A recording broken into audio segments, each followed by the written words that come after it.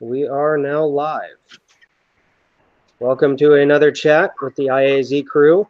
This one is going to be on gear storage, cash considerations, and all kinds of things like that. Okay, got that taken care of. All right. So, introduce myself. I am Romeo. I will be doing a lot of talking tonight, as well as my illustrious panel. Pat, we'll start with you. All right. Hi, I'm Pat. I like, sex on the beach, moonlight walks. No, I'm just joking. So for caches and stuff like that, I don't have. This is just the introduction section. We'll get to that. All right. Next. Man of many words. Many words. Isaac, you're up. All right. Hey, I'm Isaac. Was part of the comms panel last month. I got a little bit to talk about this month as far as proper electronic storage. Very important for any comms gear, any kind of computer gear, anything like that that you need to survive whatever. And we'll look at a few different things for that. So there you go. And last but not least, Michael. I was part of the comms chat last month also. I'm just here for any extra advice or information I can give in regards to what we're doing this month. All right. And what we are doing this month, as I said, is we are talking about the storage and preservation of gear just around the house and also in a cache setting. So some of the main points about storage. First off, storage, I'm a definition whore. It's a noun. It's the safekeeping of goods in a depository.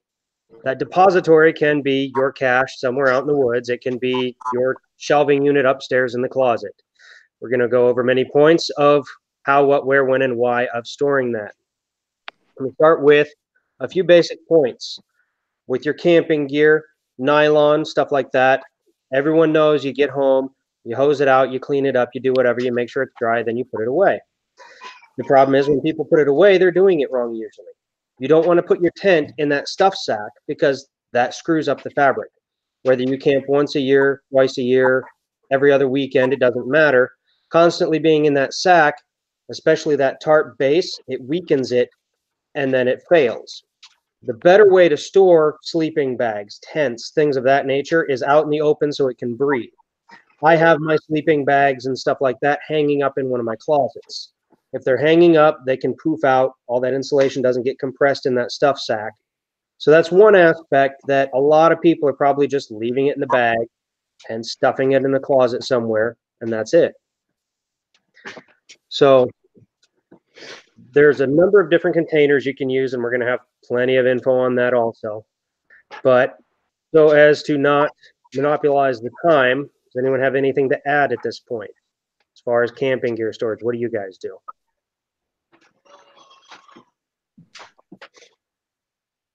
Pat, the screen's on you. Might as well start talking. Okay.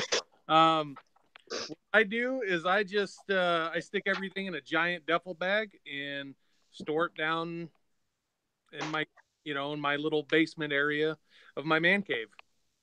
I mean, of course, you let everything air out and all that stuff, but for the most part, I just keep it stored next to kind of my shit hits the fan gear. So do you leave it in like the compression sacks and all that, or do you take it out? I take it out, let it air out for about a week, and then I stuff it right back into the compression sacks. All right. I'm pretty much on the same boat as with Pat. It just really depends on the equipment, though. If you're talking about camping or if you're talking about like a rendezvous setting, I mean, we store our gear differently according to the situation. Like your rendezvous, you're usually using 1800s period cloth material. So you want to actually set that out into the sunlight. This way it'll actually break down any bacteria or anything else that might grow on it. Mm-hmm. Bleaching it every couple months or once every season.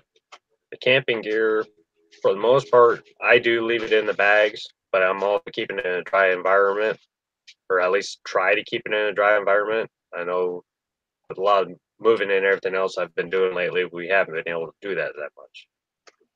But with that also being stated, everything has to be within the compression bags because we have been moving a lot. Right. Well, and another consideration for tents, especially that people don't think of, is when you're out and about, and even if you just hose it off, your zipper can still have grime in it. So if you're going to be storing it long term, or like I went out camping on sandbars before, getting in there and scrubbing out the zippers good, coating it with wax or something along those lines. Wax will help not only keep oxidation down if you're going to be storing it for a while, but it helps the zipper work better. Helps getting all that crap out if you've been camping on a sandbar. And then dry bar soap. Yep, bar soap is another good one. And then another aspect that I learned the hard way is, even though it's a tent sealant or protectant, they are made for specific materials. So if you use polyester with nylon, you can cause damage. And then you go to open your tent up one day and there's a bunch of little holes all over in it. Ask me how I know. So whenever you're getting a protectant or something like that for your tent, even if it's just a simple Coleman spray or anything like that, make sure and check the label. Make sure you know what your tent is made out of. And yeah, we have a comment in here that Mark doesn't have anything with metal zippers anymore. A lot of them are plastic anymore, but there is still some stuff with metal or aluminum or anything like that. And it does help with the plastic material zippers also. Yeah. Yeah, with the comment about in regards to actually camping on a sandbar, I have a lot of experience doing that. And using the dry soap or anything like that, the mildew in the morning, it's gonna take it right off the zipper. It's not gonna be like that waxy buildup, or like when you're dealing with a grain or something like that. How you get that real wax filament buildup. That was one big difference I noticed, especially when they started transferring everything over to the plastic zipper, was it actually helped in the long run. Yeah. So now, while we're on the topic of camping and storage for camping, Isaac, do you have those pictures ready?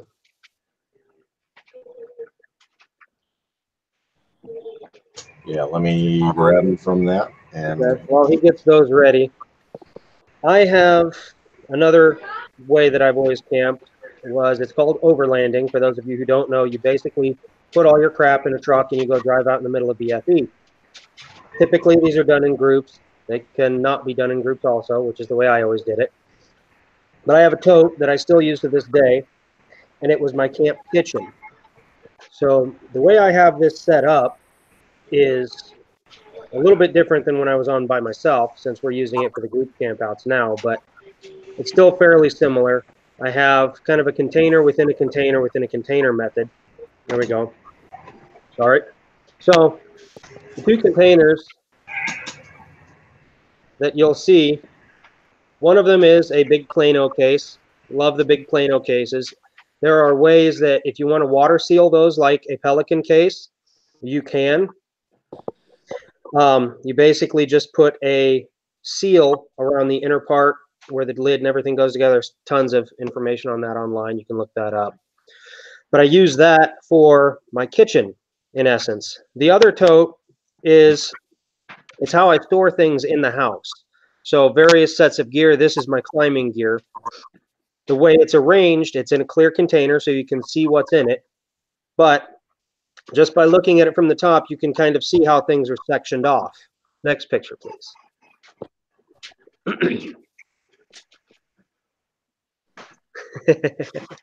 yeah, that's right. So now if you look at this camping container from the top, notice how everything is stored in it. And some of you guys have seen this firsthand, but all of this stuff is stored so that you can see what is in the container. A lot of times, especially with garage storage, we tend to just throw shit in a container. and then it disappears in the bottom of the container, and you're thinking, oh, hey, I need a new fucking steel brush, you know, for my camp kitchen. Well, it's sitting vertically in that bottom corner. On the other side of it, you have the garbage bags in a Ziploc. You have the soap in a Ziploc. You can see there's fuel there. You can see the spatula, the gloves, kind of going around the perimeter. Next picture.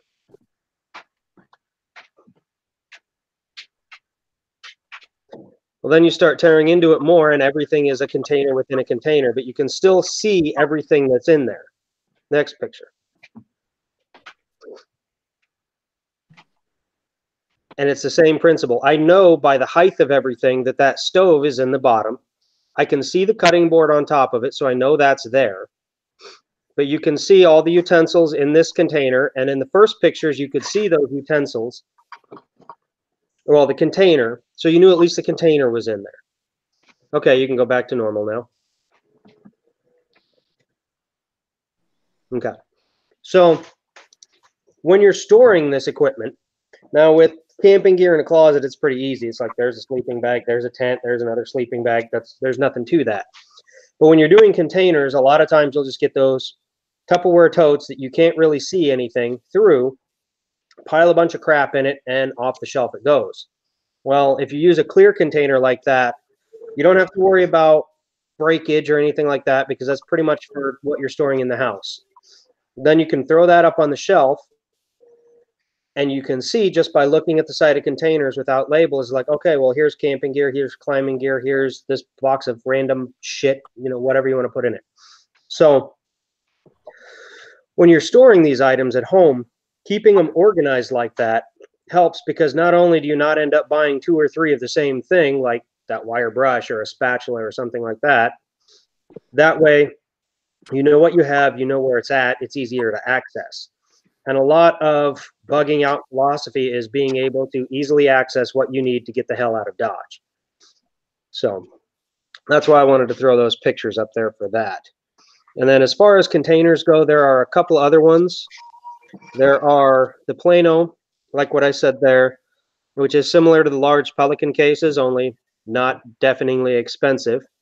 And there are ways to seal those up watertight. So like in the overlanding example, if you wanted to use those on top of your vehicle, you could throw them up there. You could go out in the rain and not have to worry about your gear. There's another one that I've seen, but I haven't actually got to mess with. It's called Contico Tough Bin. And then you've got your Tupperware totes, clear containers like what I had and stuff like that. So I have one of the Contico Tough Bins, and they are pretty solid. I use that for keeping my my DJ gear, since I don't keep it at my house and I got to keep it in a storage unit. I want to make sure that it's not going to get just, you know, wet if something busts in the next door storage unit or dumb shit like that. But yeah, I have actually been really impressed with that one. The other ones that I've used are a knockoff of the of Pelican cases that Harbor Freight has. They don't have huge ones, but they've got reasonable sized ones. I think they have like an 18 by 15 by 7-inch deep case, and it's basically it's essentially a Pelican case, but it's like $42 instead of 150. They do have one that'll fit 2 fairly large rifles as well, and those are about 110, 115. Okay. So the quality on those has, everything I've seen has been pretty damn exceptional. So we have a comment also about the Husky tool chest. So yeah, there's a ton of different ways that you can store items, and doing something like that, sidebar, the tool chest, or in my case, it was a toolbox. Back when I worked in Des Moines as a subcontractor, you know, you never know where you're going to end up. And me being me, I kept an underfold AK in my work van in a tool chest that just sat perfectly right inside one of the little lower containers on my shelving unit. So there are a lot of different ways that you can use various containers for storage. Oh, keep that in mind if you ever want to hide a gun in a toolbox. AK fits. AK rule. Can I ask, with the Tupperware containers, I did find a problem when I was camping or when we did long stay outs. people tend to throw the Tupperware containers in the back of the trucks. They usually break down with UV light after 3 or 4 months of duration. Actually going to Walmart, just getting those Flambeau River fish and tackle boxes, they seem to hold up a heck of a lot better. It's just some of the things that you see just by doing it. Yep, and that's another one of those things where it's kind of the proper container for the proper job. Like that clear container my climbing gear's in, there's no way in hell I'm going to throw that in the back of my truck. In between here in Colorado, that thing would be fucked, and I would have gear everywhere. But I am going to throw it in something like that Plano case if I pull out another one of those, or pack it into duffel bags, depending on how we're camping, what we're doing, what we're taking. So as far as for at home, I don't like the ones that are, oh, what the hell's the word I'm looking for, where you can't see through something. Occlusive, there we go. That, you know, the ones that you can't see through like that, I'm not a big fan of those. They have a purpose, but... No, the ones I'm talking about, Romy, are actually clear. They actually came out with the whole product just solely clear as you're talking. Yep. You get different size containers with the actual rubber seal and the snap locks. I got a couple of them here at the house. I was just trying to remember where they were.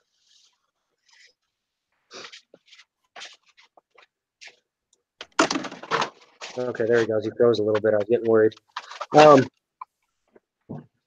Yeah, and it's like I said, you can go virtually anywhere and find a million different kinds of containers.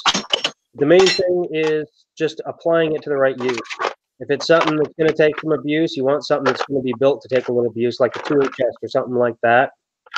If it's something like your home storage where you need, there we go.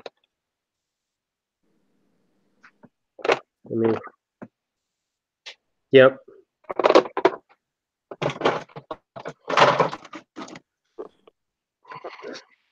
Yeah, I just use the Plano cases. Now, yeah, go ahead and show us in there. Oh, there we go. Opaque. That's the word I was looking for. Thank you. Go ahead and show us your case. Open it up and let's compare. Let's compare.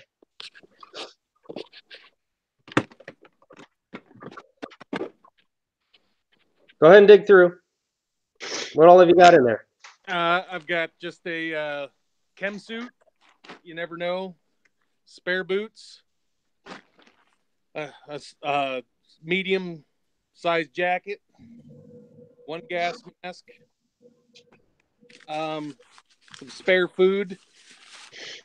Okay. I see a decent amount of clothing. There's a decent amount of clothing in there? Yeah, I've got okay. a pair of pants. Have you seen my duffel bag on campouts? How all my clothing is rolled? Yeah. You can roll it, stack it vertically in there. You will be able to see what clothing is in there, and it will take up less space. Yeah. So that's another way you can pack that.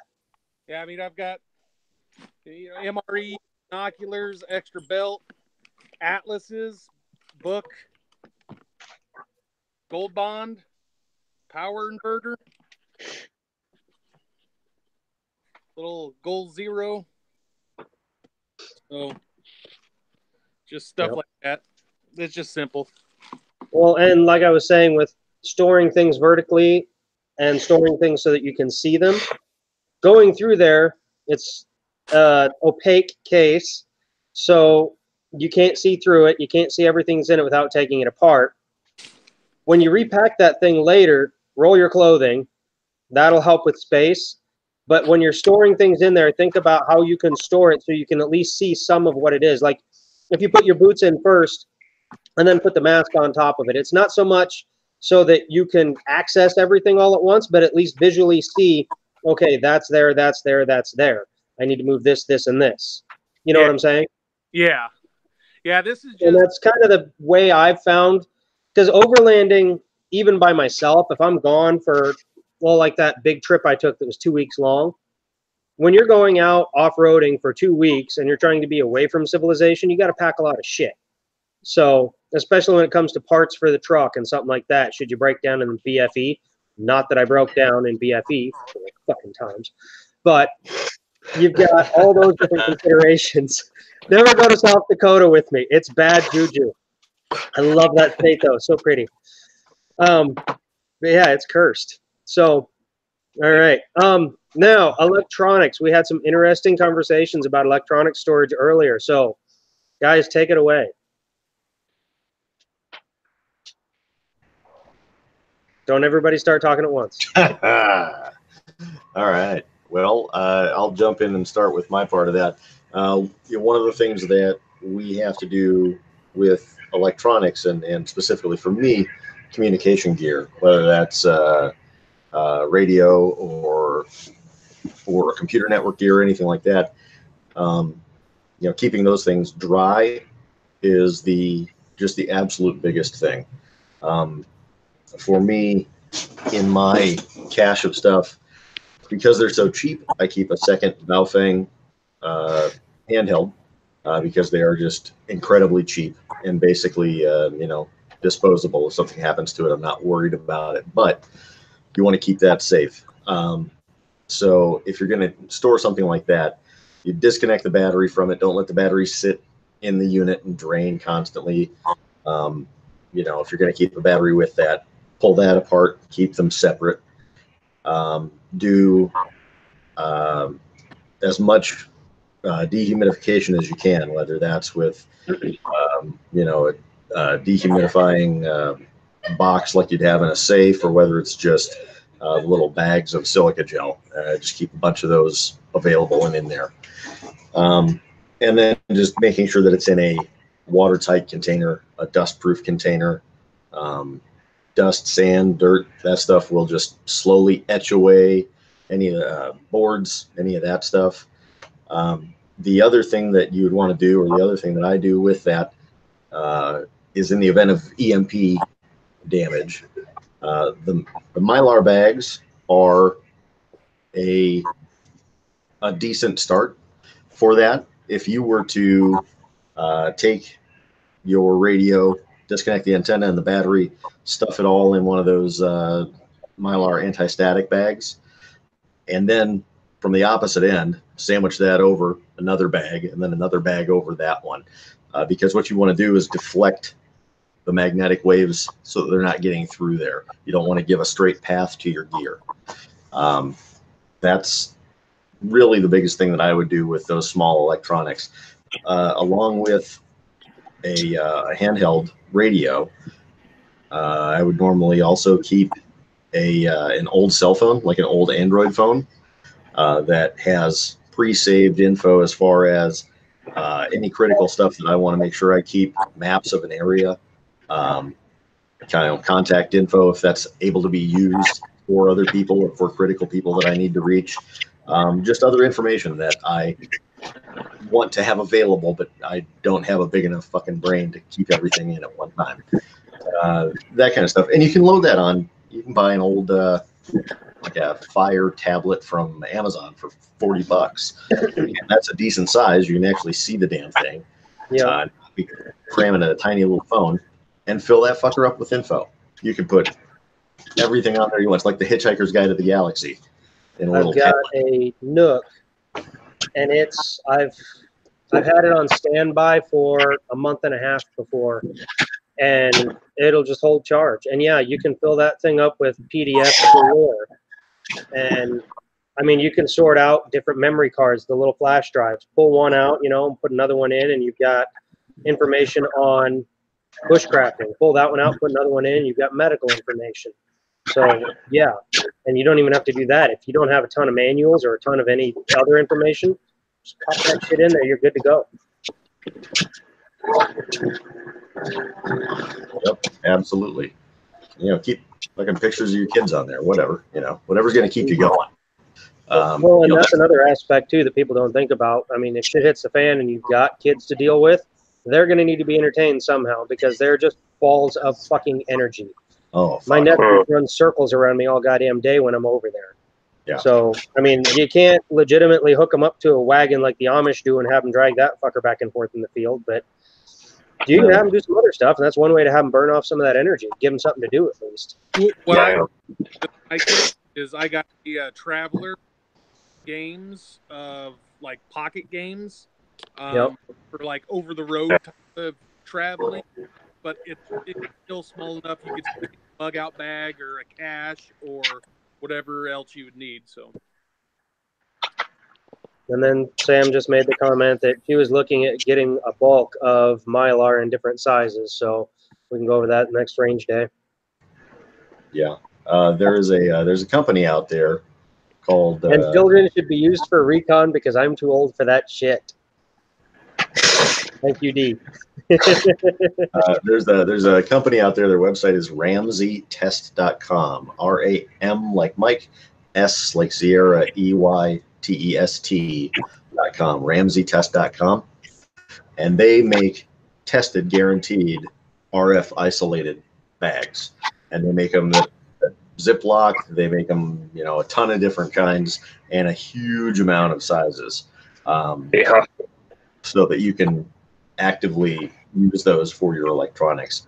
And they're pretty damn good. Now, of course, I haven't been hit with an EMP lately, so I don't know if they work, but they definitely cut RF a huge amount. So you can take a cell phone, put it in the bag, zip that fucker up, and watch your signal just drop right off.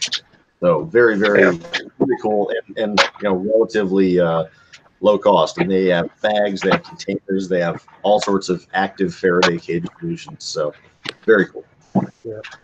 Yeah, they're actually a pretty good company. Hang on just a sec. We have another comment about the Mylar bags. They are not he's not convinced that they're good for EMP, more for anti-static. The comment was actually that they're an okay option, but not the best option. So we're kind of in agreement. Right. There. Go ahead, Mike. Right. The bags he's actually talking about, we actually had a computer tower power supply blow up on us. So we had a small EMP burst, and we actually had those bags where we had the secondary processors in those because we were just sitting there rebuilding the computer. We were actually building a server bank, but we had one of the power supplies go, and as Isaac can tell you, you have one of them suckers go, they'll send off a pretty good burst. So the test bags, they actually do work, at least from my experience with them. Like I said, we had some extra processors and stuff in there that we took them out of the bag, and there wasn't anything wrong. What they're saying with the Mylar bags is the Mylar bags are not actually a good one for computer components because it's a contact to contact. There is no barrier. The trick to do it is actually taking like a plastic balloon, the balloons that you use for your kids' parties and stuff like that. Blow it up, put it inside, and then put that inside the Mylar bag. Because what it does, it creates the rubber barrier between the Mylar and the contacts of the computer system. That was one different trick that one of the guys showed me. I was told Faraday cage to put like cardboard, like glue cardboard up in like a metal trash can, and then like 2-inch construction insulation that they put in houses. They cut that up and kind of glue it around, and they kind of barrier that way too. I don't know if it's true, but I mean it's kind of a 50-50 because what you have to do with a Faraday cage, it has to be 100% sealed. So if there's any barrier between that cardboard and the steel where a small, just a piece of wire, just the smallest strand of wire can actually touch the outer casing, that's no good. So if you were going to use like an ammo can or something as your Faraday cage, line the inside of it so that nothing can touch nothing, basically. Correct. And it would work. Okay. That's is have. What I was looking at when I was working. Just a sec, we have a comment that latex glove and Mylar blanket work for smaller electronics. I didn't think about that, but yeah, those latex gloves are nice and open so you can get stuff in there easier. Yeah, that's a good comment. Go ahead. With the project I was trying to work on with Logan was we were actually trying to look at that rubber in a can or that rubber tape or that I used to see it on TV all the time. They fix the holes and stuff like that, just with With the rubber. screen door in the bottom of a boat, that stuff. Yeah, Yeah, I know what you're talking about. Flex Seal. but Flex Seal, there you go, is actually taking the tape and stuff like that and actually doing a continuous roll all the way around like the inside of a garbage can. If you leave the 1/4 inch overlap all the way around as you're scrolling up, and you allow it so that the lid connects, the outer lid connects to the actual barrel of the trash can, as long as those make connection and you have a grounding point, there's your Faraday cage. You just got to make sure the electronic components inside do not touch that roof, or you have to rubber line the roof also.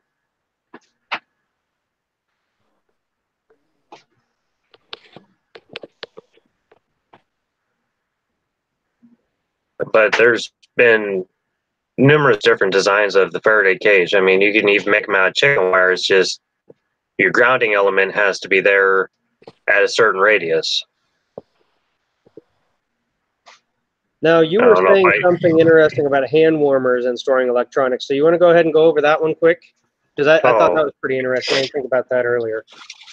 Well, it's not just electronics. It's anything where Isaac was saying you can use the silicone-based products. Those they send them in everything nowadays, Silica just to keep the packets. the packets.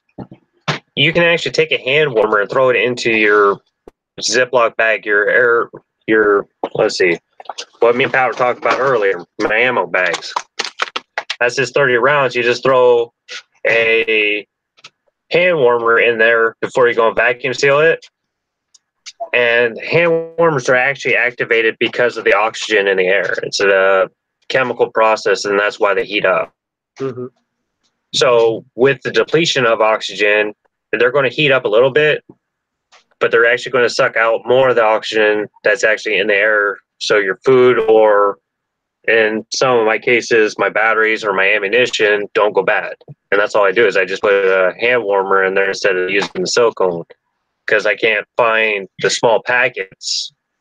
Yeah, Because I don't do stuff online. I've All my generally stuff found are them bulk too, so you have to do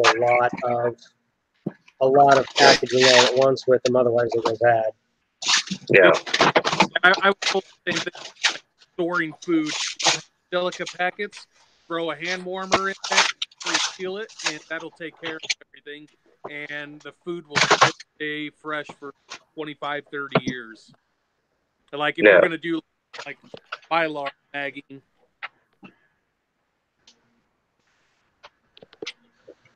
All right, I think we're at Pat's audio skip stage. Yep. Speak up, Bubba. Sorry. Yeah, no, I was just saying that with storing food, I was told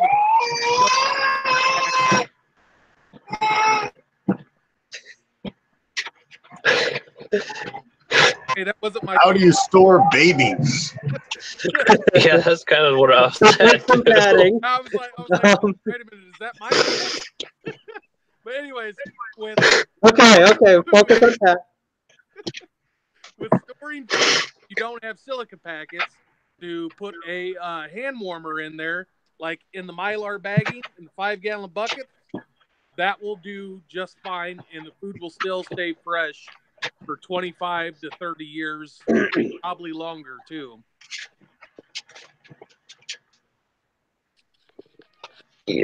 I would give it maybe 5, honestly, because of the chemicals that are actually inside of a hand warmer. I'd be worried about the irons and everything else that are actually inside the hand warmer of actually breaking down before the food product does, or you become a cross-contamination source. So I wouldn't put the 25 year. I'd say 5 years maybe, as long as they stay sealed. And the test run I've done with these vacuum seal bags, they're not the greatest. I mean, they're leaking after 2 years now. Yeah, I've had similar results because I've vacuum sealed ammo and stuff like that also, and I've seen similar where they do good for a while, but after a while they just fail. Maybe we can try to test that out with a mylar bag then. Yeah, that would work. Oh, there was one other thing that I thought about while you were talking about cardboard and stuff.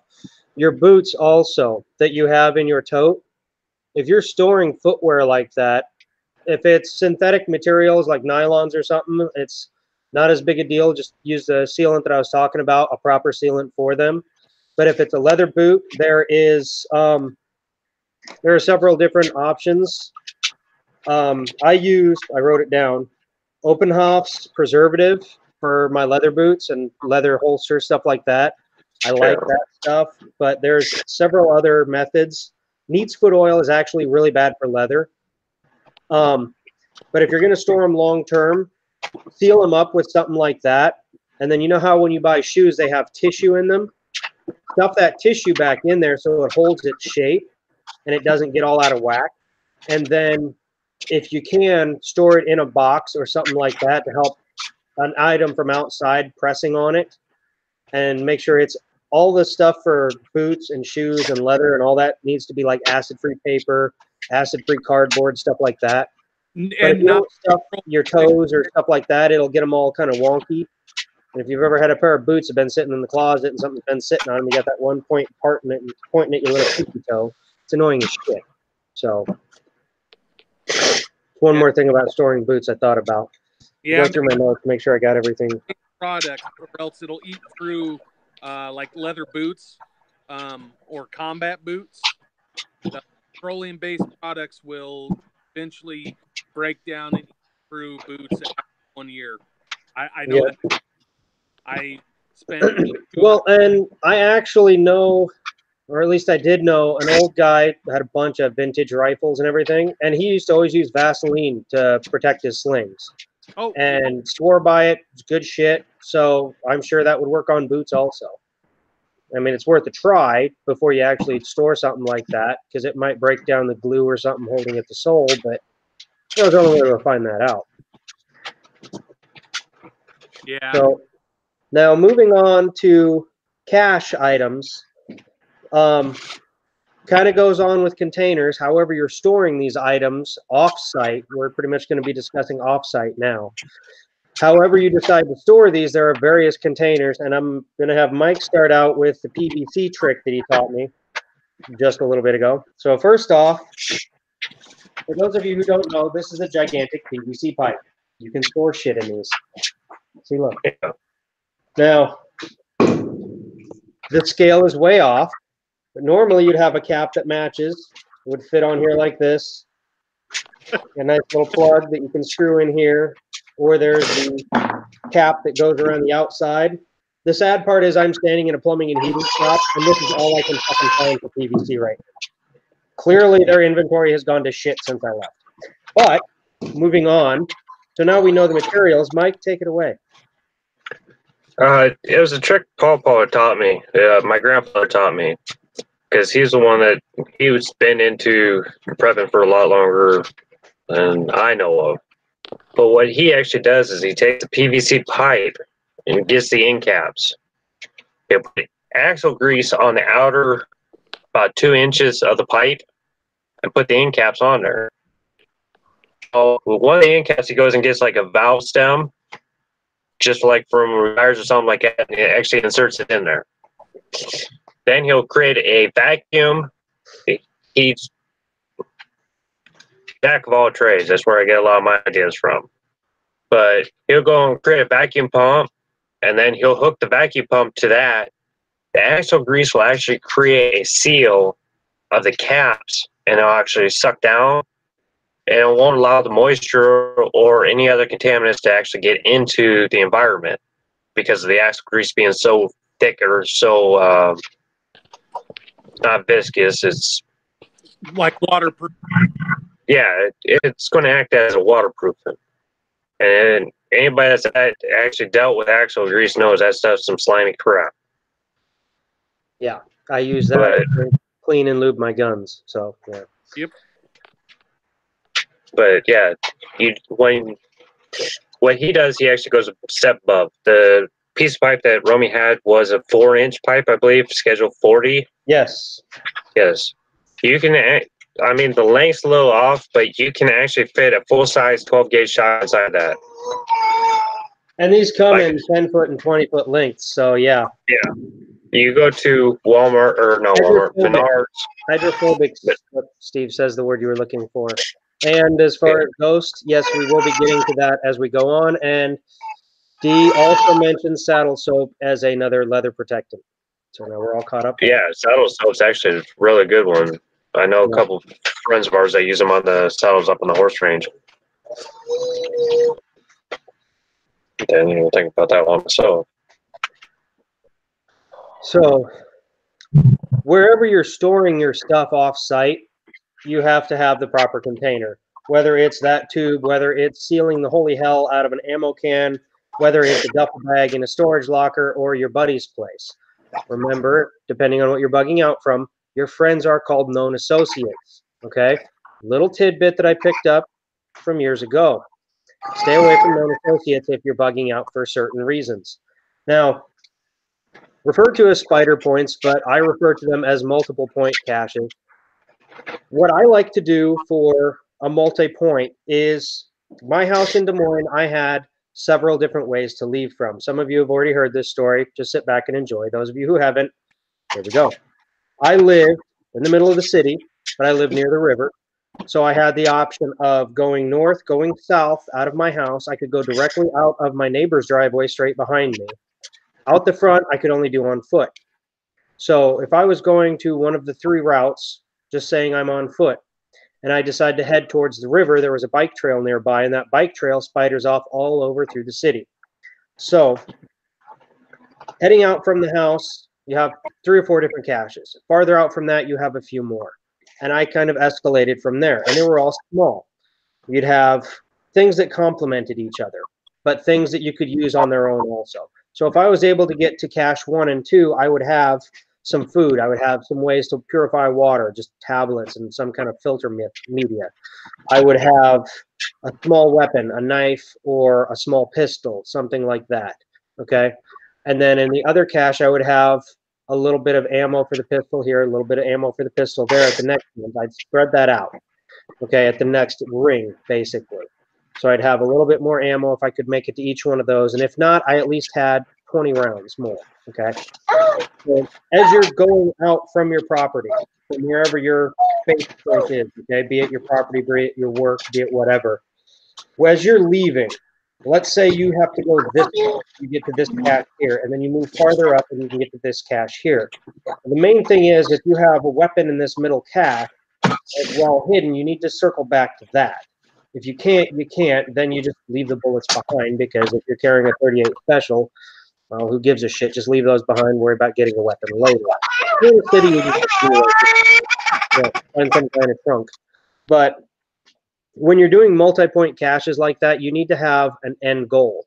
So rather than just going out and collecting a bunch of shit and walking around somewhere, you need to know, once I get all of this, where am I going to go? Am I going to go find a hotel? Am I going to go to another state? Do I have an associate that I'm not well known with that I can go and hide out with them? If it's a massive martial law scenario, how far away is my bug out location, and why did I have to leave my house and try and get all these little caches? The other point of these little caches are things that you can leave behind. So if the shit really does hit the shit, and we have a massive, we're just going to call them events from here on out, okay? Rather than go through zombie apocalypse, martial law, invasion from a foreign enemy, we're just going to say event. A lot easier. So if you have some major event happen and you need to get out of town, you have all these small caches which just have little items here and there that will help you. Or do you have your main stuff and you just leave? You know all that stuff is there later, but if you need to go back, if the event happens to be fighting aliens and you need that 38 revolver because 38 is like a death rate of them, which would be awesome for me. But well, these are some of the things that you have to look at. So another thing that I've done in the past for an offsite cache, when I traveled from the city to where I live now, back and forth, 2-3 times a month, I had a midpoint. And at that midpoint, I had another cache there, which was a little bit larger. It was basically in the event of not only a breakdown, but it was also in the event of something happens. Like, let's say there's an EMP while I'm halfway to that point. Well, guess what? I'm not going back to the city. Screw the city. I'm going to keep going north. So I go north to my cache point where I would have a proper rifle, proper gear, whatever I felt I needed to get the rest of the way north. Now, the other aspect of this is what are you going to be going through? So in my case, I had to go through another very large, very crime-ridden city. I didn't have to go directly through it, but going around it would take a lot because it's widespread. So there was a chance, even going wide through it, I was going to run into some bad people doing bad things. So I had once again, an underfold AK. Love that thing. I don't know why I sold it. But anyway, I had that underfold AK there. And the main thing is, the other aspect, you don't want to have this big honking rifle walking around in the woods. The thing I liked about that AK was you can hide it under a hoodie. Just sling it up real tight, and it's right there. If you need it, pull it out. But you're not looking to get in a fight. You're going to use your powers of observation. We'll talk about that in another video. So I'm done talking for a minute. I need a drink. Take it away. Who's got some other info? And we have a comment of, if you're using a PVC pipe, this is why I need to stop talking for a minute. Purple primer and blue glue have a pressure rating of 240 PSI. Take it away. That's a solid glue. Yeah, that is. And what you were referring to is a vacuum instead of a pressurizing. So yeah, there is a difference there. Well, it's the actual grease isn't actually a sealant. It's because you're supposed to be able to take both end caps off at any given time. All you have to do is put back into it, and you can actually take the end caps back off. This way, it's reusable constantly. Mm-hmm. And you don't have to do the threaded screw-on type like this if they were the proper size. Right. Once again, I'm in a fucking shop I no longer inventory for. Drives me nuts. Anyway, moving on. No, I'm just saying is you can actually resize your PVC pipe accordingly if you need to down the road. Mm-hmm. It's just the caps are designed to actually come off. It's not supposed to be a solid linked system where the glue, as you're referring to, I mean, that's a solid. Basically, you're doing a fusion of PVC plastic. Yep.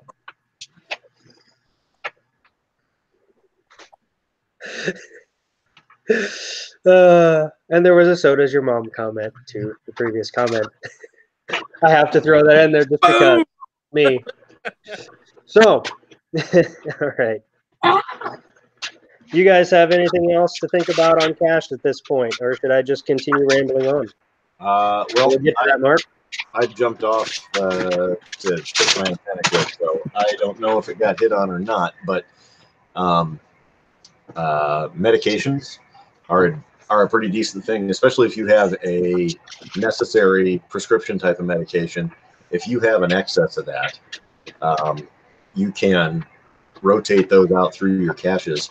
The DoD, I don't know, in the late 80s, early 90s, went through all of their med stuff because they had so many meds that were just expiring out of use because they keep a pretty substantial amount on hand. And when they went through that, they basically did a study to verify the efficacy, the long-term use, the long-term how well it holds up, I guess. Over time. And they found that even more than 2 years after the expiration date, the majority of the medications were still more than 90% effective. Now there are some that break down into something bad over time, so you want to verify that that's the case with whatever the hell you're doing. But especially if it's something that you take regular, there's no reason you shouldn't already know that information. Right. But I would certainly say, keep that in mind. Whether it's a shit hit the fan kind of antibiotic, whether it's just basic painkillers, because in the event of a bone break, 2,000 milligram single dose of ibuprofen is going to keep you sustained at least through a certain point to get somewhere safe. So there's a number of different things you can do there, but medications are another big thing that I would want to hit on here. And I know I do see there was a comment that said, how do you maintain a secure location for your cache? That's the one I'll be getting to. But if you have something, go for it. No, I'm going to let you hit that one. Okay. Well, so as far as security goes, now we were talking about this a little bit. Burial of items in this state, go look outside.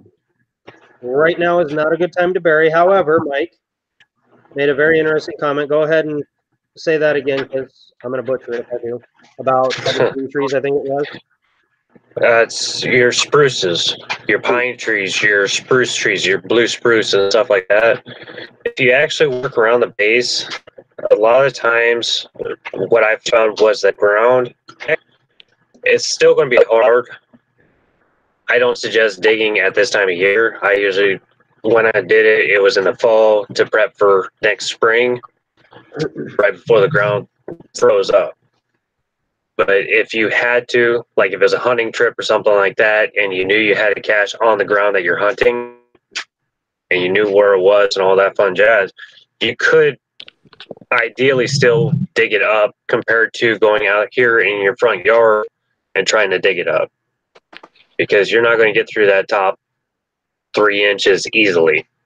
But usually under a spruce tree or any of your firs, like your Douglas firs and stuff like that, the ground is actually softer just because it maintains that radiant heat from all the boughs and everything of the tree. So the ground actually tends to be softer in those areas. It's just something I found out when I was out in the timber. Okay. And we do have a comment that it's because of the acidity, I'm assuming from the trees. Probably the maple, the sap would do that, yeah. Of the pines, yeah. It's also a natural weed deterrent. So yeah, it is. And then D also, I don't care if it's got your proper name up there. I only know you by D, so I'm calling you D, just like at range days. Meds stored in a dark, dry condition will go 2025, which means 20 months loss of 5% potency. So that's kind of a general rule of thumb, I assume, off of that. Now, there are reasons, I'm sure, to bury something in the great state of the northern fucking Arctic that we live in today. So if you feel the need, make sure it's below the frost line. Dig deep, bitches. And for whatever reason, don't plan on getting it in the fall. Okay? Yep. Like 3 feet. Minimum. Go for it if you can. Minimum. I don't care. To make a note about the go back to the medicine thing quick. Okay.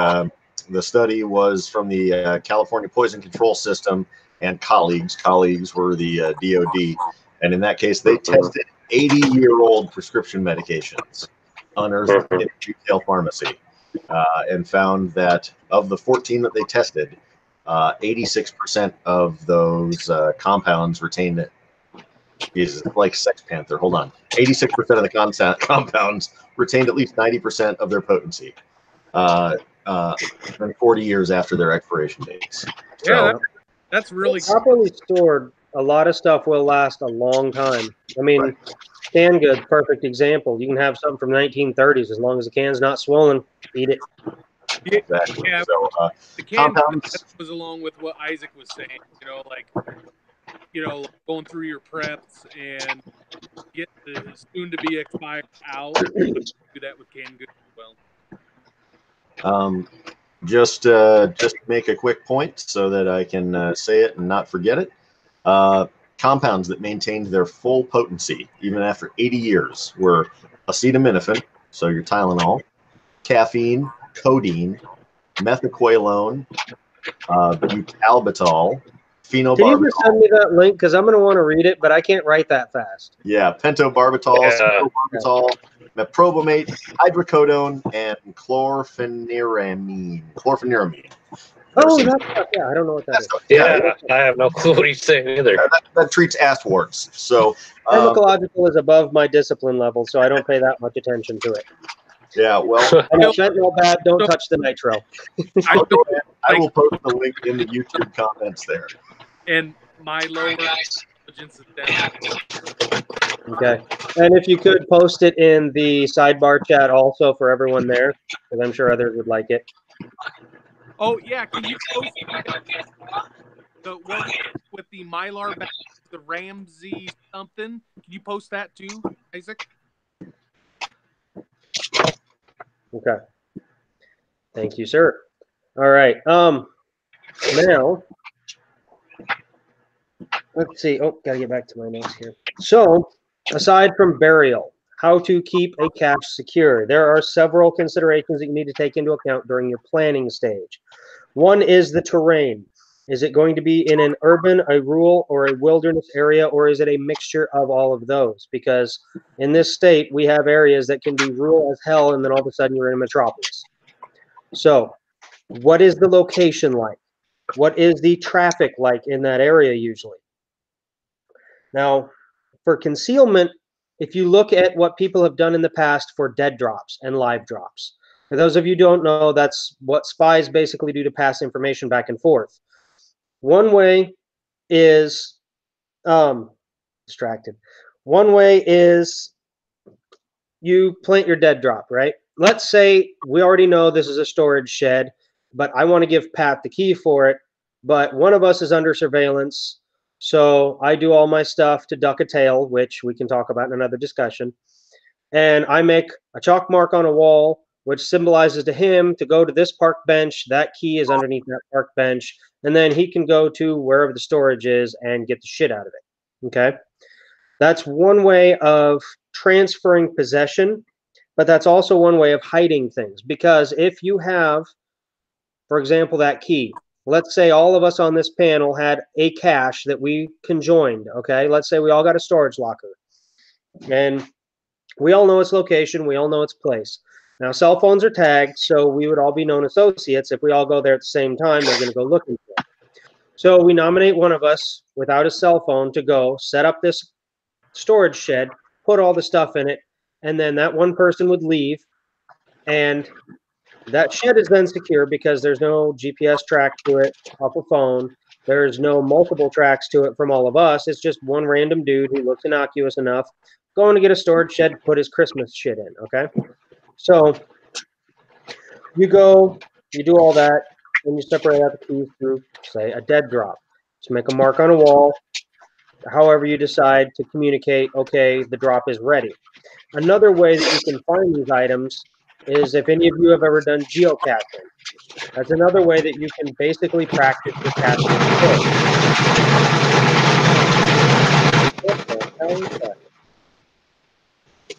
That's not coming from me. That'd be my 1960s washing machine. Oh, okay. Noted. So, moving on. Now, as far as I've totally lost my train of thought off of that because that was shocking. Geocaching, that's right. So, one way that you can basically practice moving in and out of your cache location, let's say it's a wilderness cache. If you keep beating a path back and forth, checking your prescription medication expiration wise or swapping it out or just checking on your gear, you're going to beat down a trail to where your cache is. So one aspect is take multiple paths to it. The other aspect is, are you going to place it somewhere where it's not going to be disturbed? And how are you going to get in and out easily without being seen? Now, if you're on a hiking trail, or in my instance, I'll just use my example. So I would walk off of this bike trail and go to a fallen down tree that was in the middle of BFE. It was laying on the ground. It was easy enough. I could stuff my chunk of PVC, which is what I was actually using at the time, except I used the thread caps with some Teflon tape. But stick that piece of PVC into that fallen down tree that's kind of hollowed out in one section, pack a bunch of shit over top of it, and move on. It's security through obscurity in that particular instance, because a lot of people talk about burying a cache. A lot of people don't think to look inside of a hollowed out tree where an animal could be living, unless you're a trapper. In which case, I lost, what did I have in there? I think I had a box of 38 shells, a couple of snack bar kind of things, survival food shit, little innocuous stuff. But like I said, If it's something like that, don't put your $2,000 AR-15 in that kind of a cache, okay? I am a big fan of, if you feel the need to bury that thing, fucking use it. But that's another discussion that we probably won't have on a chat. So bury your innocuous shit like that. That's not going to be a thing that you lose. That's one aspect of keeping things safe. If you have multiple items that you can afford to lose. The second aspect is if you're getting a storage locker, like say you're in a city. If you're in a climate-controlled, bigger kind of a facility, you're going to have video surveillance. You're going to have a lot of other aspects. But the main problem with that is you're going to have to fill out that paperwork, give them your ID, and all that other jazz. This is where that not-so-known associate comes into play. Someone you can trust. Say, hey, you know, I'm in a bad relationship. I might be going through a divorce. I need to hide some of my shit. Can you hook this up for me? That's if they're not on board. If they're on board, just say, hey, look, dude, I need to store some shit. You want to go get this storage locker filled out for me, and then I'll put my shit in it. And that's another aspect. You could do a multi-cache. If they're less of a threatening person for whatever reasons, like if you watch Red Dawn, the original, from the files, get me the Form 4473.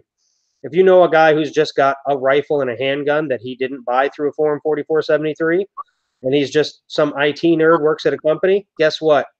He's not going to be as big a threat as you who bought 47 weapons this year, okay?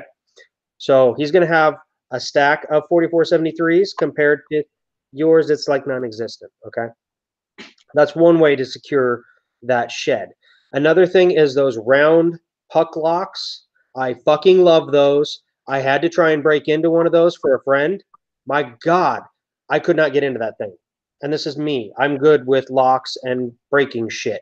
I couldn't break it. It took me like 45 minutes and a lot of noise. Into. Huh? Those locks are like impossible to break into. Yeah. I try to break into my own storage facility one time. Yep. I lost the fucking key, and I ended up having to call a locksmith. Make up some 5-gallon buckets of food and small supply items for small caches in multiple areas. And 5-gallon buckets is another option. Especially, I mean, if you want to, like this, you can see behind me, this is a plumbing shop. If you throw a 5-gallon bucket in here, just with some shit in it, and you're cool with the owner or something, it'll sit in the back corner forever. No one's going to pay any attention to it. Shit hits the fan if you've got a key to that shop because you like to go in the basement and paint stuff, or you cut up cardboard so you guys can make targets all day. So thank you. Yeah, you just stick a 5-gallon bucket in the back corner. They ain't going to fuck with it. No one cares. If you're worried that your cache locations may be compromised, every third or fourth bucket, just take a shit in it and leave that one. Valid. But I mean, as far as locations go, you're only limited by your creativity. Because my brother actually came up with one that is fucking gold, and I never thought of it in a million years. And I'm not going to tell you guys on here, but I mean, some of us, we've talked about it privately already, so you know what I'm talking about. But you look at these things all fucking day. No one cares, not even the people who fucking work on them. Burn Notice, a TV show that was on a long time ago. There was one episode where Michael Shanks was in it. Fucking love that guy. He's a great actor. But anyways, when spoiler alert, they start out hating each other, and then they start like teaming up and they're buddies. So if you haven't seen it, I just fucked that up completely, but I don't care. So they're working together against the main big villain. And this guy says, well, I'm 3 safe houses deep, and they're already surveying this one. And he's like, well, how are we going to get in there and get the files? Well, that's not the problem. The files are up on that utility pole in a fake utility access panel. Beautiful. Metal utility pole. Get one of those high voltage boxes. Guess what? I'm a guy who climbs those fucking poles. If it says high voltage, I'm not going to touch it. First off, that's not my job. Secondly, if it's not broke, I don't want to piss with it. So get that thing, stick that up on the pole. Guess what? You've got a cache. It's out in plain view of the public. It's easy to access, but no one's going to think to look at it. They might now because I just fucked that up. But you get the idea as far as the thought process that you can use to come up with things like this. I mean, you can put fake utility boxes on the outside of your house and store stuff in there. You know, you come home late at night and you see your doors broken and you, for some reason, don't have a gun on you. Guess what? I stuck a gun in a fake disconnect box on the side of the house. I'm gonna go get that gun and I'm gonna go shoot you in the face if you're in my house. Easy peasy. However, that's not how it went down. If you're talking to law enforcement, keep your mouth shut, get a lawyer. That's all you do. But that's another discussion also. Keep your mouth shut. Right? So stash That's off camera. Right? What? That's off camera discussions. Yes, it is. So stash points. Basic point of that is have multiple ways in and out of those locations. So as far as camouflage and concealment goes of your cache, like I said with the one I had, I mean, it'd be stuffed in a dead log. I mean, you could roll some lumber over top of it. A lot of people, especially in a city environment, aren't going to wander the woods unless they're a meth head looking for their cookout, wherever the hell that is, okay? And there's a lot of meth heads in Des Moines. Yes, there is. But knowing your area of operations is also key. Like if I was on the southern part of like where I bought my Enduro bike, I'm not going to store shit around there. The motherfucker said, I ride this thing to work all the time, missing all kinds of fucking, pointed off towards the woods. I'm like, okay, I know where the fuck you work. But yeah, I'm not going to store shit around there because clearly there are people working in those woods. Yes, I just did the air quotes and I always talk shit about that, but I don't care. So, I mean, you can camouflage. It's just one of those literal things. Yep. Oh, yeah. And we've talked about in the past also PVC pipe, another good example. Guess what? You're walking in a basement. Look up. What's over your head? This. What happens in these? Usually poop goes through this to the main sewer. No one's going to want to look through these. So if you put in a fake sewer stack or something in your house, guess what? You just got a cache in your house. Your HVAC ductwork. It's another option too. You can put in a fake piece of ductwork. I mean, these. Oh, you can find the ductwork, but you can't find the actual PVC pipe that we need and the end caps. I know. This is what I'm saying. I'm surprised they have a plenum built right here. Anyway, I was going to cut up cardboard today, but all that shit's on the bench, so I didn't want to piss with it. Anyway, so let's see. Now, as far as security, like I was saying with storage locker, that's kind of another one where, yeah, storage lockers get broken into all the time, but houses get broken into all the time. Part of the idea of a cache is to separate out items because the definition of a cache is hiding place for concealing and preserving provisions and implements, a secure place for storage. So guess what? Your safe full of guns is a cache. It's just the way you look at it. Now, as far as the contents, the other thing you need to worry about is its sensitivity to the elements. So, like if you're storing something in your attic, say you store your camping gear in the attic over the summertime, okay? That's not that big a deal because it's usually cold up there, at least for us. But in the summertime, you want to take that shit down because that heat and humidity is going to break down that nylon. That's another aspect you have to think about with your items. So like the example of storing in a fake furnace duct. Not going to build up a whole lot of heat that way, but if it's an active furnace duct, it's going to get hot and cold air blowing across it all the time. So you have to deal with that. Plus, there's a lot of dust in ductwork. It's nastiness. If you have never looked inside ductwork, don't. It's the stuff of nightmares. And yes. Holy shit! Really? What the fuck was that? That would be my wife. Oh, I love this shit. I really do. Okay. She just seen one of them windmills actually blow up. Oh, okay. The turbines. So. What the heck are you doing, Pat? You got your helmet on and everything already. See, this is what we have to deal with. Now, right under the I can hear the cat. Anyway, I can't. So yeah, as far as storing caches, the main thing is it just said you joined again. What the hell? Anyway, he keeps leaving and coming back. But anyway, I think we're gonna be able to make it about 2 hours, and then it's just gonna turn off into a fuck off show. But either way, that'll be fun too. So yeah, as far as security, as far as storage, as far as locations, your creativity is the only limit. I have myself put shit in places. As far as external storage, don't start going there. But I have put items in external areas, not the body, not the prison locker or wallet. It was prison wallet. Fuck no, I'm even going off on a tangent. Okay. And we're back. You can store items virtually anywhere. And it comes down to creativity. And security is the same way. If you have a bunch of stuff that you want to store at a buddy's place, that comes down to the known associates thing.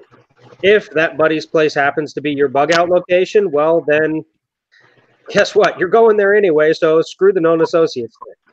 If you guys end up putting your stuff off-site from there, just because reasons, get a storage locker somewhere. Get, a garage. Get a 5-gallon bucket in the back of the shop. Do anything, really. Oh. Are you being invaded? No, that's how clean clothes are born. I don't No, that I have a 1962 washing machine. I've already rebuilt once. Okay. I am not losing that. Please. Okay.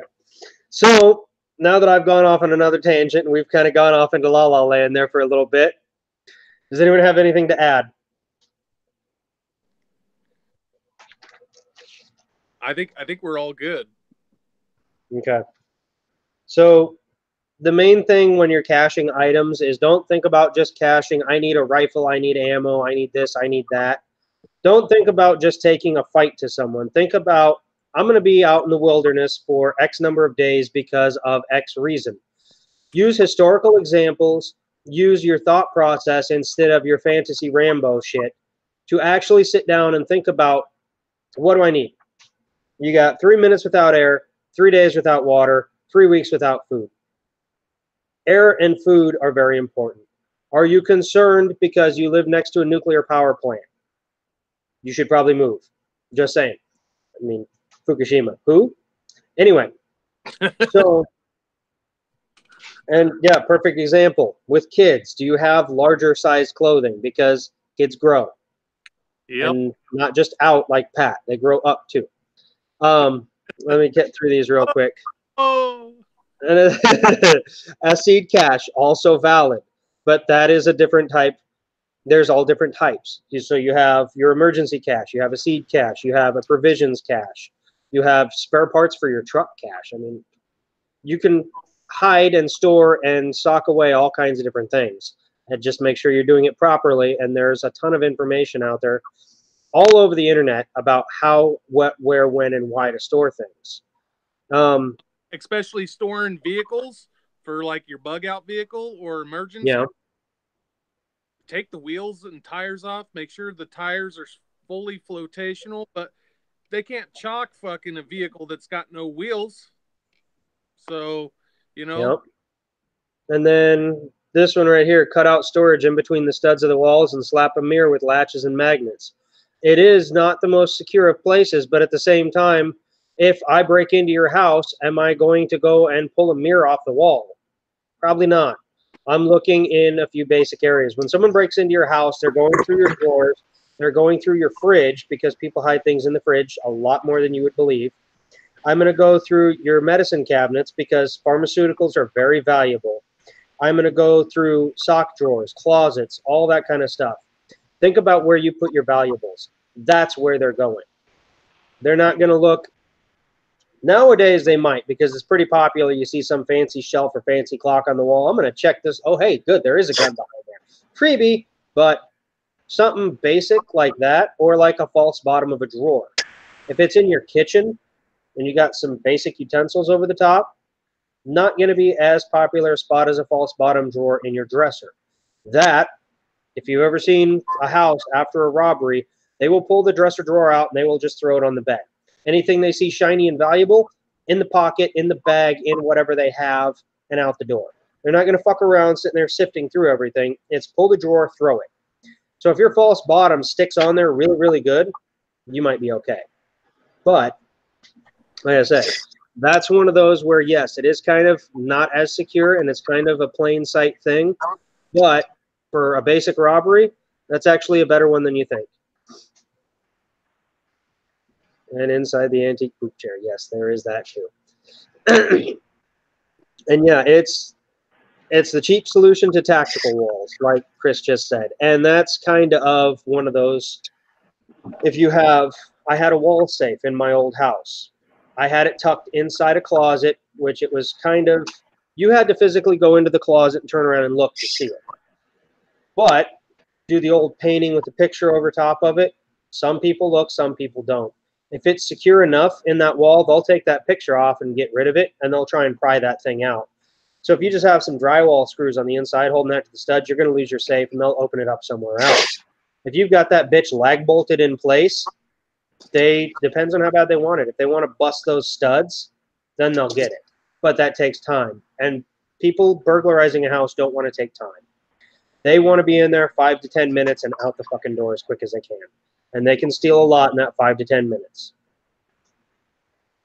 So back to the original tangent I was on. When you're planning your cache, plan your water, plan your food, plan shelter of some kind. It's like that 18-pound bug out bag we were talking about before. The bare necessities. Don't try and cache half your house. We're not talking about comfort here. We're talking about the absolute necessities you need to finish a task. So figure out what that task is, okay? If you are planning to run from person A, what are the capabilities of person A, okay? What resources will that person have? What thought process will that person have? How are they going to go about their basic duty of trying to capture, find, or kill you? All right? This can be rogue police, military, fucking aliens. I don't care. Try and figure out what Clarknap would do. All right? That'll be fun. I recommend acid for that, but I don't recommend you take acid. Anyway, so figure out who, what, where, when, and why are you leaving, okay? The second aspect is, what do I need to outsmart this person? Do I need to disguise my appearance? Do I need to shave off this beautiful beard so I blend in better? Do I need zombies? Perfect example right there, okay? Do I need, like I was saying, do I need to change my appearance? Do I need food, shelter, water because I'm going to be hiding in the wilderness forever? Do I need a weapon because I'm going to have to fight this person because there's some CIA super spook coming after me, okay? Figure out why and what you need off of that. And use history. Don't, like if you're in an area prone to flooding, okay? And your house could go under at any minute without any warning whatsoever. Definitely cache some stuff off site. But that's more of a emergency for natural disaster, so that's a little bit bigger. That is definitely a storage locker. That is definitely what keepsakes do you not want to try and unload from your house, but you still want to have in your house. Okay, there's thinking about that. There's thinking about you're going to need food, water, shelter in a situation like that. If it's just you or if you have a family of 4, you need to plan for that also. And that's another aspect with your initial planning. How many people am I going to be having with me? Is it just me on the run, or am I going to have a family with me? Am I going to have friends with me? There are many aspects of this that you need to basically sit down and look at the historical examples as to why you're doing something. Look at your primary concerns, look at your secondary concerns, and most of all, look at your capabilities. Your skills that you have in your noodle noggin are going to weigh a shitload less than what you can put in a pack. Make sure that you have skills to get you through this over buying some fancy trinket. Because if you can use your brain and your creativity, you can usually get through just about any situation, whether you have the equipment or not. I've done it all the time at work. Look at the state of, that's not how that works. And I would make this work to finish a job. Use your creativity to do shit like that. You can use your creativity out in the field to save your ass and get home, get to safety, get to whatever you're trying to get to. So, any further thoughts? I was just remember about one thing. me and Pat were talking about it earlier was battery storage. And I know everybody's looking at these Mylar bags. I do want to make a note saying do not store batteries in the Mylar bags. They will catch fire. Let's put it that way. Now, what if you had them sealed up in like a balloon or a latex glove or something like that? If we that route, it's a possible. I'm just saying because like we were discussing about the clear containers, that's my AA batteries, and I lost 3/4 of them because I had an acid blowout. So if it wasn't a rubber container, not a plastic or a rubber or a plastic container inside the Mylar, yeah, it would work. But I know it was one thing me and Pat were talking about it just a little while ago, and I don't remember if we actually stated, if at all possible, don't put batteries in Mylar bags because they will catch fire. And that's all you need to do is lose your whole cache just because of just one simple mistake. It's just like I've seen guys go and put 9-volt in the same bag as their steel wool. That's a big no-no. Yeah. I don't know if anybody else got anything. Ziploc, Yep. multiple sizes come in handy. Yep. What was that? Ziploc, multiple sizes come in handy from your sandwich bags all the way up to your gallon bags. Right. They also came out with ones for like your medication and stuff because I mean everybody around the state knows I take medication all day long just for my arm. But they do have the smaller packages, and my house, especially after losing almost half my supply of just AA batteries just because one blew up on me. I kicked myself for not doing it, but it would be a better idea to store them either duals or, if at all possible, singles, and then put them inside the bag. This way you have that redundancy there. Is if one blows up, it doesn't destroy the rest of your packaging.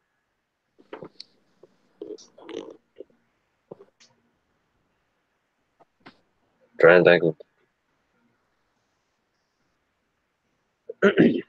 And All right. Well, and as I said, and it goes with storage, it goes with everything.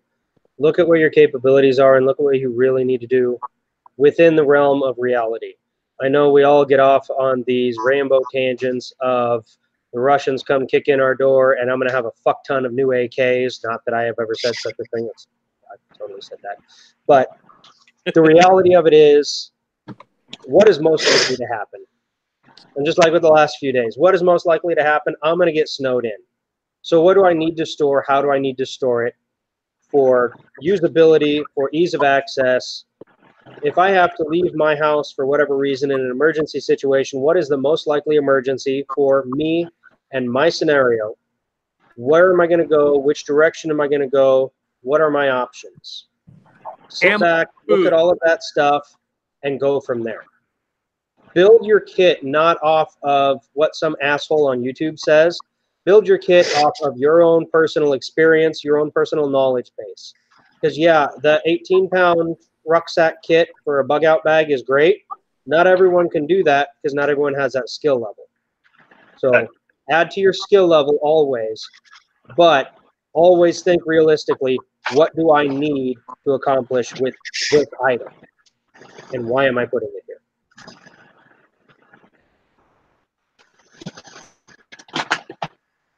So, I'm not seeing any new comments really. No more questions. If we don't have any more questions, we'll probably end up cutting this out. You guys have anything else you'd like to add? And give them a chance to ask away if they have it. And if not, then we'll close it out. No, yeah, I was gonna say one. if you're gonna listen to YouTube assholes, at least listen to us. I think we hit on every major topic, so that's always good. Okay. I should just open up the floor to see if anybody's actually got any other questions that they've been holding up on. That's kind of what I've been waiting on for the comment section here, but it hasn't moved lately. Your dryer sounds like an M60. It was a washing machine, actually, but A washing machine. I've already rebuilt that sucker once. That's the 1962's Maytag. I am not getting rid of that thing yet. Wife wants to, but I'm not ready. I had to put a new pump in mine, and then I thought it was broke again, but I don't even remember what the hell it was. I was getting pissed. But the whole bottom section was rusted, so I just had to bust it off, so it's got a giant opening on the bottom now. It looks awesome. I don't care. It washes clothes. That's where I'm at. Yeah, mine was a pressure switch. For an 80s or, you know, like older car, I don't know how to fix. Yeah. Like I said, this is a 1962's Maytag. I do know that because so I had to go back here and look at model numbers and all of that, patent dates and everything. So it's a 1962 Maytag washing machine. Hey, it works. It washes the clothes. Wife don't like it. It's louder than hell. No, I do not have a new washing machine because in order to put a washing machine in my house, I have to remove the entire door jamb, all that shit. And even still, I have to force them in there. The door to my bathroom where everything is for laundry is narrow as hell. That was the only question. Before I put anything in a static bag, I put it in a Ziploc first, which, yeah. All right, well, I suppose this will be the end of this chat. Next month, we hope to have a guest speaker. I get it now. Next month, we hope to have a guest speaker who specializes in land navigation. He taught me and several other members what we know. And if not, I still have plenty rolling around in my noodle noggin that I can ramble on again. So until next month, I am Romeo. I'll let everyone else have an outro, and then we'll shut this off. Go ahead. Pat, we'll start with you. Damn it. Why are you always starting with me? Because you're on the end for this conversation. It goes Pat, Isaac, Mike, me. And since I start the show, we go you next. Oh. My rules. They say your own cat. Go. I'll stop interrupting you. Good.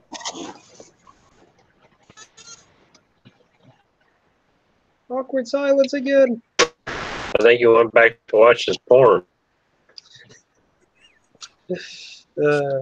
Okay, moving on. Isaac, your turn. Information. Sunlight breaks down PVC. That's another quick point to get in here. What's you that? always have to worry about sunlight as far as your containers. So sunlight can break down PVC if you have it exposed to the elements. The 5-gallon buckets. Yep. We were talking about that earlier. We didn't even bring that up. Mm-hmm. Yeah, for food storage. If you your food storage. In Mylar, make sure you do water too. I mean, that's kind of important. Not a lot of people think of that. Well, and don't just store water itself, because water has a couple of years before it goes stagnant. If it's pure and doesn't have anything in it, you can keep, like what we learned from hopefully our next guest speaker next month, swimming pool chemicals, the small bags like HTH pool chlorine. You can make a shit ton of bleach out of that, and then you can use that bleach to purify water. So that's another thing. It doesn't take up much room. I have 2 bags. That's plenty. Storing water itself, if you can't freeze it, that's something that you need to rotate out on a regular basis. But if you have the tablets to purify water, if you have a filter itself, one of those pump filters, we're going to get onto more of that during our water filtration chat. But store the items to make dirty water clean. That usually is better than water itself. And like what I do is I make sure I run through water every 2 years max. But normally I go through my food and my water, shit that's about to expire every year. I either hurry up, eat, give away, or, so I don't have to throw it away. And then I eventually just replace it. Well, and I used to do, my house in the city was the party house. So we'd have 2 liters galore after a weekend. You'd have 4 or 5 new 2 liters to fill up with water. Just write a date on the cap, stick it in the closet in the back bedroom. So I had 50, 60 gallons or 50, 60 liters, I guess, worth of water within the course of a year, and just rotate through that. And I'd just take one of those liter jugs, throw it in the fridge. If you're going to make pasta or something, boil it up, off you go. And that's one way you can rotate it out. Well, the one thing I was hoping Pat would touch on was about the 5-gallon buckets themselves. I mean, he did show us a good example of that earlier. I don't know if we actually had that on the live feed or if that was just on pre-broadcast discussion.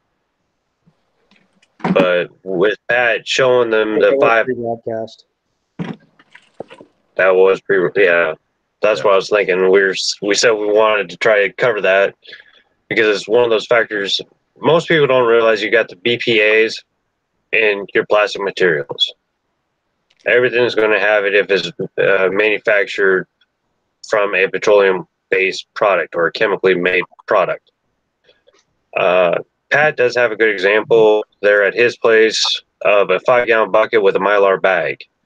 A few years ago, there was a problem where the BPAs were actually leaching out when the 5-gallon buckets were actually exposed to water or any other chemicals, especially when you're dealing with your basement flooding, the sewage line backed up, you have chemicals in the sewage lines. It's going to break down that plastic. Sewage pipe is actually the better one because it has more resistance to like your acids and stuff like that because that's what it's designed for. But they found out that your standard issue 5-gallon bucket, you go out to Menards, Farm Fleet Farm, whatever it is, and buy. If they're exposed to the chemical, they can actually leach into whatever products inside the bag or inside the bucket. In this case, he has Mylar bags, which is actually a better barrier than your conventional plastic bag, your Ziploc baggies, or seal bags, whatever. Because the plastic on plastic, the breakdown of the plastic of the bucket can essentially break down the plastics of the plastic bag that you're using to hold your material or your food, whichever the case may be. And I'm just saying is the Mylar bag is actually the better separator of that situation. But with his, he actually has the ones that are actually BPA resistant. Well, I know if you go to Menards, you can actually get a snap down lid that snaps down solid. It creates an airtight gap. And what it does, the inside kind of looks like a Phillips head screwdriver, and it unscrews. And that's actually another way to seal the bucket instead of just using your conventional snap down bucket lids. Yeah, what I got from the I can't remember what food website it was for like preppers and stuff, but it was, I got BPA free lids you just hammer on. I think the ones that screw on like you're talking about is probably a better deal because like these are a one-time use thing, and with the screw on ones, you can use it multiple times. Do you got one, Pat, or when you're talking, it didn't show up on you? No, I just got this. Yeah, that's a paint mixer lid. Hammer one. You hammer it down, or yeah, it's a paint mixer. Or that's what I usually use them for. Was paint, like your paint, your primers, your compounds for drywall and stuff like that. That's usually what they use those on. They're actually good for multiple use. But in the regards of what we're discussing, where you're going to have the product in there for 5 years, give or take, or maybe once every year, your O-rings are going to go out. Yeah. Having something constantly compressed down on the O-ring will go out. I'm not the only one that got the joke. Okay. So there was another comment about putting canned food items in the buckets, and that is kind of an overkill, but at the same time, that's also an awesome way if you're trying to move your items. Because that was my biggest problem. That 40 gallons of water or whatever the liters, fucking metric system, all those liters of water that I had stored in that closet, there's no way I'm loading up 62-liter bottles in the back of a van real easily. So that was just getting left behind. But that was part of living through the flood of '93. So as far as storing keeping things out of the way. Plus, it's also a good way to keep the cans from rusting and stuff like that if you store them in the basement or something. But it's a good way to organize and keep things at least in the same place, keep them protected, stuff like that. Yeah, I keep all my stuff, like especially water and food. I try to keep it under 70 degrees, so I store it in the basement. So, just kind of, it's like the rule of thumb. Back in the day, those old farmers had those. The root cellar? Huh? The root cellar? Yeah. Yeah. Yep. They had to be like 68 degrees or colder. So, that's kind of what I've always kind of kept because my family's like redneck farmers. So, no. Another comment, keeping canned goods in milk crates and then setting water on top of them so that each crate has something in it, and you can organize it that way, and those are easy to carry with all the weight in there too. That's another good way to do it. Yeah, so another thing too that I do is like this is Food for Patriots, a 72-hour pack. I'm not advertising for them, but I buy through Wise Food for Patriots, and I keep stuff like that. Now I only buy when they sell. So like right now, Wise Food, you can buy a case, their 72-hour box for $20. So what I'll do is normally they're like $30 or $40 a box. So they're like literally half off. So I will buy $40 to $60 worth, when I do that stuff. So, and I do that 2 or 3 times a summer or a year when they have their sales. All right. Well, I think we're pretty much dying out. We've got everything covered that I think I wanted to. Everyone else is good. The comment section's kind of back to normal. So, yeah. Anyone else have anything to add? Nope. All right. Well, then we'll go ahead and end this live show. I hope everyone enjoyed it. Next month, as I said, we will be talking about land nav one way or another, if we have a guest speaker or not. So join us then. I'll have it posted up within the next couple of days in our private group, and we'll go from there. Say good night, everyone. Good night, everyone. Everyone. Toodaloo, motherfuckers! And we're closing.